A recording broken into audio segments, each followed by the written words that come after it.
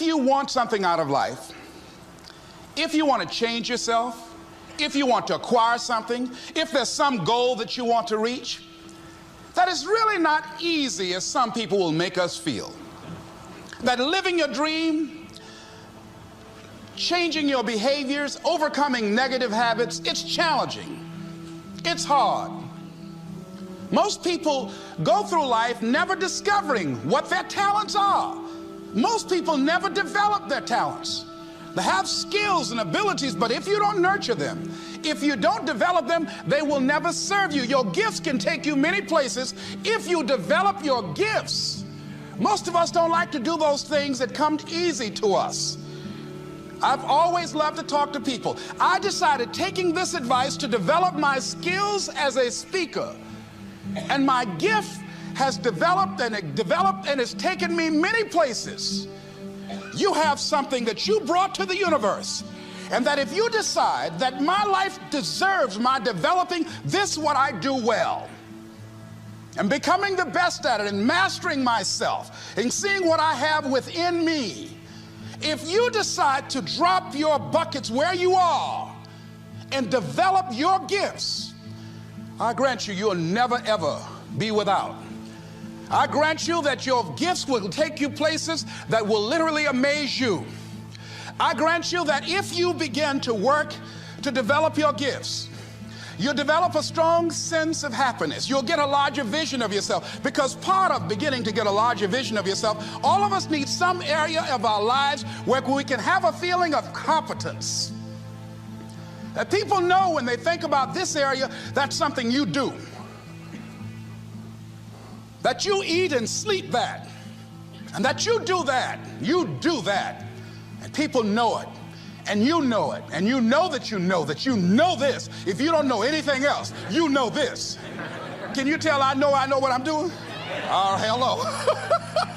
You know this. So you've got to work on it. When other folk are having a good time, you've got to have the strength of character to concentrate, to read, to digest information. If you decide in any particular area that you're concerned about, to make a conscious, deliberate, determined effort to read one book a month in that area, in 5 years, you'll be among the top 5% experts in the world. I read a minimum of 2 books a week. The average American reads only 1 book a year. If you decide that area that you love, that you are going to master that particular area, in this era of accelerated change, overwhelming complexity, and tremendous competition, as you begin to develop and expand your skills and your talents and your vision of yourself, you will always be in control of your destiny. The next thing is, whatever it is that you want to do, you want to do it massively. I have a friend who was telling me that his sales were down. I said, well, how many phone calls you make a day? He said, 25. I said, double them. Make 50 or 75 or 100. He said, oh man, that's just too much. What do you mean too much? You behind on your bills? You talking about too much? You know one way to get back on your feet real quick is to miss 2 car payments? You talking about you're tired? There's no competition out here. Decide that you're going to push yourself. Most people won't do that. Most people give up on themselves easily. You know the human spirit is powerful. There's nothing as powerful. It's hard to kill the human spirit. They asked Benjamin Disraeli, a man who became the head of a country at a time when Jews were not allowed out after 10 o'clock. They said, how did you do it? How do you achieve it against such great odds? He said, nothing can resist the will of a people that will stake even their existence on the extent of their purpose for good.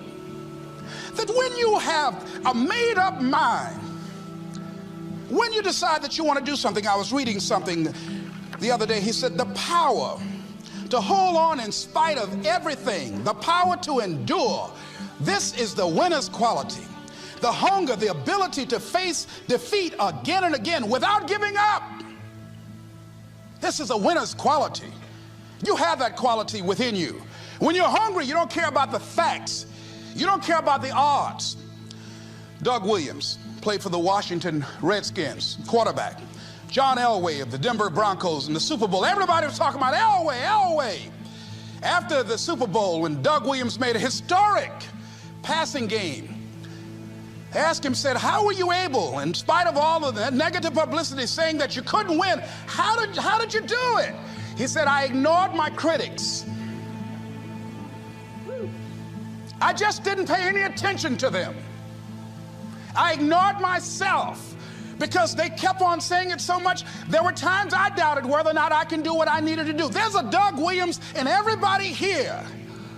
There's greatness in you. And you've got to learn how to tune out the critics outside and the critic inside. And says, I'm going to do this. I'm going to harness my will. And I'm not going to let anything stop me. I deserve this. I'm going to do it until. And this friend, I told him, said, start increasing your calls. I said, I make 100 calls a day. I got a callus in my ear. My ear is kind of dark. You can't see it, but it's there.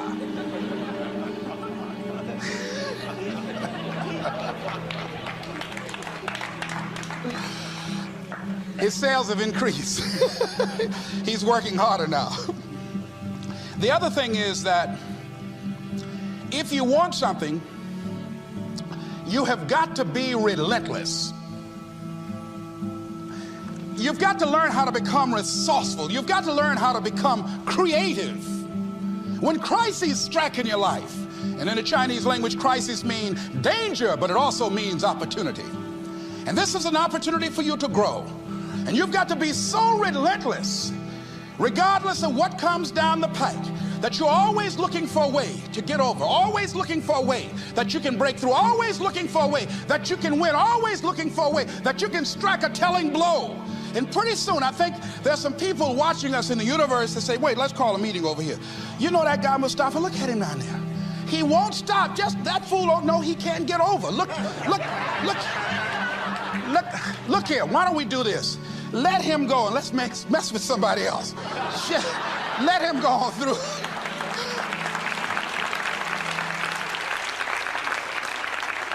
Life will just get tired of whipping you sometimes. And just say, just let this one go. I believe this. Now, no one has told me this, but I just kept on kicking. I didn't have sense enough to stop. I was intelligently ignorant. I didn't know what I couldn't do. So I just tried anything. And the fascinating thing about life, because you can't get out of it alive, you might as well have a good time, you know? You might as well have a good time. Live your life with passion, with some drive. I was giving a seminar the other day, and I mentioned that I was going to do some training in August with some young teenagers and take about 100 away to a 2 or 3 day camp and wipe them out. Been working on this. So after the speech, one of the parents walked up to me and said, Mr. Brown, I'd like for you to do something for my son. He's not motivated.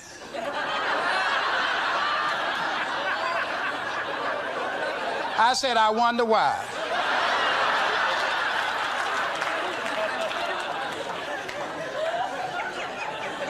I wonder what's wrong with him. He had no fire whatsoever. See, what you do speak so loudly, folk can't hear what you're saying. And so if you don't have any fire, you've got to watch the people, the relationships that you develop. Have people of kindred mindsets. If you're around folk who are dead and negative all the time, they will affect you. You want people that are around you that have smiles on their faces, looking good. I was telling a group last week, Abraham Lincoln refused to hire a guy because of his face. They said, but the guy can't help it. He said, anybody over 30 is responsible for their face. If you have some depressing face looking at you every day, it affects your blood pressure. Keep these dead faces away from you. It's contagious. This is serious. So you've got to watch your countenance, watch your face, have an uplifted expression, watch your body posture. All of these things affect you psychically. You got to be the kind of person that you are fearless. Fearless. Folk leave fearless people alone. There's some people walk through a neighborhood and every dog in the neighborhood would bark at them.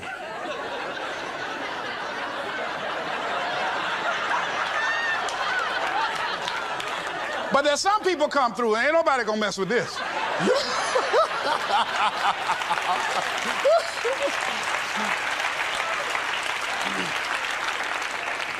You are unstoppable. And because you are unstoppable, because you've got power that you haven't even begun to use yet, you owe it to yourself to release your brakes. How many of you have the experience of pulling out of your driveway and you mashed on the accelerator and the car was just going, and couldn't move, and you mashed harder and it couldn't move, and then you discovered you had your emergency brakes on. And then you release those emergency brakes and it goes, choo! Have you ever had that experience before? Most of us go through life with our brakes on, holding back, not giving all that we have, not sharing all of ourselves. Most of us go to our graves still holding on rather than releasing it. What are some of those things that keep us from releasing it? Because of past experiences, past defeats, past pain. We look back, well, it didn't work out then. It probably won't work out now. Many people get confused their performances with who they are. I was reading Pat Riley, the coach of the Los Angeles Lakers.